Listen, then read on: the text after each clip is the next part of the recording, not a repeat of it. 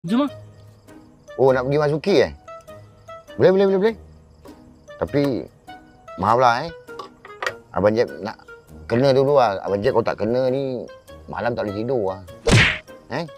Boleh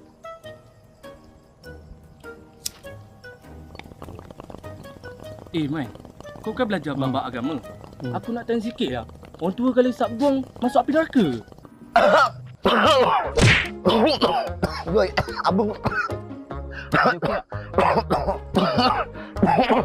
Man, dalam syurga ada orang kedil Man. Semua orang boleh masuk syurga, Abang Jeb. Tapi kena ada syarat. Apa syarat dia, Man? Syarat dia, kita kena taat perintah Allah SWT, ikut sunnah Nabi SAW. InsyaAllah masuk syurga. Habis tu, mak-mak rempit kat luar sana, boleh masuk syurga? Boleh, Joy.